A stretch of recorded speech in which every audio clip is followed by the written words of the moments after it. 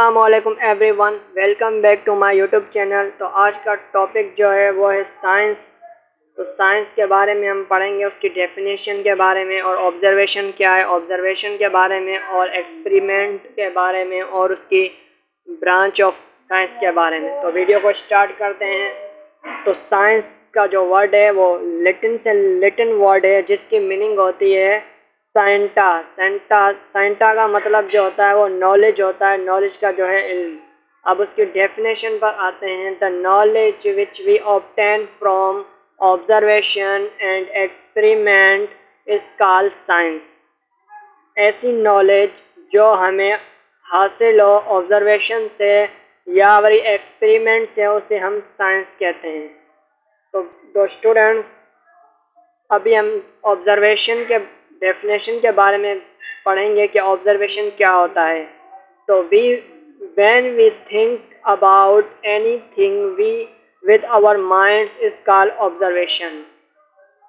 जब हम कोई चीज़ सोचते हैं हम अपने माइंड में, उसे हम क्या कहते हैं? ऑब्जर्वेशन कहते हैं। कोई भी चीज़ जो हमारे माइंड में सोच रहे हैं उसे हम ऑब्जर्वेशन कहते हैं। और एक्सपेरिमेंट किसे कहते हैं? तो एक्सपेरिमेंट की डेफिनेशन है when we make something with our hands is called experiment. जब हम कोई चीज़ अपने हाथों से करते हैं उसे हम क्या कहते हैं? एक्सपेरिमेंट। कोई भी चीज़ जो हम अपने हाथों से कर रहे हैं तो उसे हम एक्सपेरिमेंट कहते हैं। तो अब आते हैं ब्रांच ऑफ साइंस की तरफ। तो ब्रांच ऑफ साइंस जो होती है वो दो किस्म की होती है, एक होती है फिज़िकल साइंस और एक होती है बायोलॉजिकल साइंस। जो फिज़िकल साइंस होती है वो नॉन लिविंग थिंग के बारे में पढ़ते हैं,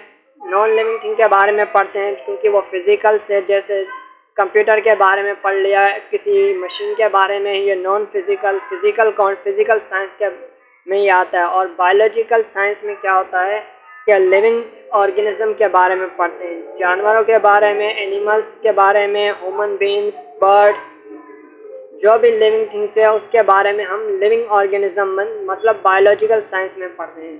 तो फिज़िकल साइंस में दो आती हैं, एक होता है फिज़िक्स आती है और दूसरी केमिस्ट्री आती है।